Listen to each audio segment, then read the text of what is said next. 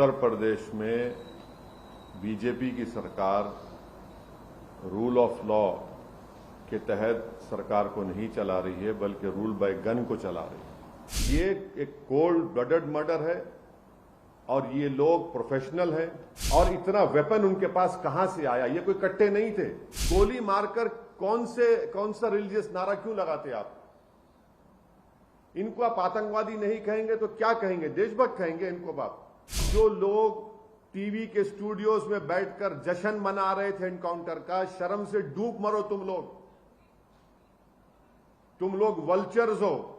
आप रेडिकलाइजेशन को रोकिए, वरना याद रखिए रेडिकलाइजेशन इस दीमक की तरह इस मुल्क को कमजोर कर देगा। देखिए, मैंने शुरू से आपसे कह रहा था कि उत्तर प्रदेश में बीजेपी की सरकार रूल ऑफ लॉ के तहत सरकार को नहीं चला रही है, बल्कि रूल बाय गन को चला रही है। और ये पिछले 2017 से, जब से बीजेपी की गवर्नमेंट बनी, ये सिलसिला चल रहा है। और हर बार जब कभी भी हम मीडिया से बात करते थे, बल्कि हम अपने भाषण में, अपने स्पीचेस में इस बात को दोहरा रहे थे। मगर अफसोस इस बात का है कि आप लोग सिर्फ ये समझ रहे थे कि हम रेटरिक के तौर पर उसका इस्तेमाल कर रहे हैं। हम आप लोगों को और देश के सामने आंकड़े रखे कि कैसे लोगों को गोली से निशाना बनाया जा रहा है, और जिससे भारत का संविधान में लोगों का यकीन कम होगा, जिससे हमारे कोर्ट्स में, जजेस में, पब्लिक प्रोसिक्यूटर को उनका काम करने की इजाज़त नहीं दी जा रही थी। तो ये हुआ, और हम इसका, मेरे पास अल्फाज नहीं है इसका कंडेम करने के लिए, इसकी मजम्मत करने के लिए। मगर एक बात यकीनी है कि ना सिर्फ भारत के मुसलमान, बल्कि पूरे भारत के वो सिटीजन्स जो रूल ऑफ लॉ पर यकीन करते हैं, जो कोर्ट्स पर यकीन करते हैं, जो संविधान पर यकीन करते हैं, वो आज अपने आप को कल की इस दरिंदगी और बेदर्दी के साथ जिन लोगों को मारा गया, जो जुडिशियल कस्टडी में थे, उन पर कन्विक्शन हो गया था, उनको अदालत से, वो जेल से लाया जा रहा था किसी और एक और केस में इंट्रोगेशन करने के बाद, तो उसको आप जुडिशियल कस्टडी भी बोलेंगे, पुलिस कस्टडी बोल सकते हैं। मगर ना सिर्फ मुसलमान, बल्कि हर वो भारत का नागरिक जो अपने आप को, अपने मुल्क पर फख्र करता है इसलिए कि यहां पर संविधान है, कोर्ट्स है, उसको इस बात का फख्र है कि पाकिस्तान से एक आतंकवादी आकर भारत के नागरिक को जान लिया था, तो हमने उस पर कोर्ट में केस चलाकर उसको सजा दी। आज वो सब लोग कमजोर और अपने आप को गैर महफूज समझ रहे हैं। कल का जो मर्डर हुआ है, ये कोल्ड ब्लडेड मर्डर कहते हैं, उसको देखने के बाद हर वो भारत का नागरिक जो भारत के संविधान पर यकीन करता है, भारत की अदालतों पर उसको यकीन है, आज वो अपने आप को कमजोर और गैर महफूज समझ रहा है। और ये इसलिए हुआ क्योंकि जो लोग सत्ता की कुर्सियों में बैठे हुए हैं, उनमें राय बराबर भी, जो अंग्रेजी का वर्ड है, ना कंपैशन है, ना उनमें ह्यूमैनिटी है, ना उनमें रहम है, ना उनमें इंसानियत है।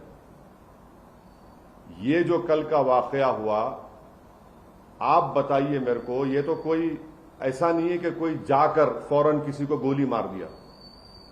आप उनका वेपन चलाने का तरीका देखो। आप जिस तरीके से वो लोग आए, और उनका हाथ स्टिल है एकदम।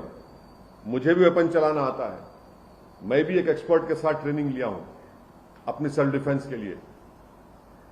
और जिस तरीके से मार रहे वो लोग, उनका हाथ देखिए हिल नहीं रहा है, उनकी आंख उस पर है, उन लोगों पर है। उनको मालूम था कि पहले कहां पर, किस जगह पर मारना। तो ये एक कोल्ड ब्लडेड मर्डर है, और ये लोग प्रोफेशनल हैं। ये जो कल जो लोग हत्या किए, अगर इनका ताल्लुक उत्तर प्रदेश सरकार से नहीं है, मैं सवाल उठा रहा हूं, मुझे नहीं मालूम है नहीं है। अगर नहीं है तो फिर ये रेडिकलाइज कैसे हुए और इतना वेपन उनके पास कहां से आया? ये कोई कट्टे नहीं थे, एक साथ मारे जा रहे हैं और कहीं पर भी वेपन ब्लॉक नहीं होता उनका हाथ देखिए आप। ये रेडिकलाइज एलिमेंट से अगर ये उत्तर प्रदेश की सरकार से नहीं है तो ये रेडिकलाइज, हाईली रेडिकलाइज है। और बीजेपी इसको ब्रश असाइड करती है, नहीं कुछ हो नहीं रहा है। अरे भाई कैसा नहीं हो रहा है? देखो ना ये लोग कौन है, गोली मारकर कौन सा रिलीजियस नारा क्यों लगाते आप? इनको आप आतंकवादी नहीं कहेंगे तो क्या कहेंगे? देशभक्त कहेंगे इनको आप? क्या इनको आप फूल का हार पहनाएंगे ले जाकर ये लोग? और जो लोग टीवी के स्टूडियोज में बैठकर जश्न मना रहे थे एनकाउंटर का, शर्म से डूब मरो तुम लोग वल्चर्स हो। अब खाओ उन लाशों को जो पड़ी हुई वहां पर।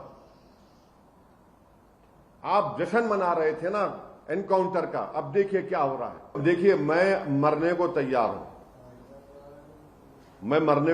हूं, मुझे मालूम हो सकता है करेंगे वो लोग। वो देखिए, आप जब तक रेडिकलाइजेशन को नहीं रोकेंगे, चाहे किसी समुदाय का हो, आप रेडिकलाइजेशन को रोकिए, वरना याद रखिए रेडिकलाइजेशन इस दीमक की तरह इस मुल्क को कमजोर कर देगा। किसी समुदाय का रेडिकलाइजेशन हो मुल्क के लिए ठीक नहीं है। सवाल पूरा नहीं हुआ। उत्तर प्रदेश जाएंगे आप? बिल्कुल। ऐसे माहौल में क्यों नहीं जाएंगे? जब प्यार किया तो डरना क्या? जाएंगे बराबर। मेरे मुकद्दर में जो फैसला अल्लाह लिख चुका है वो होगा, होके रहेगा।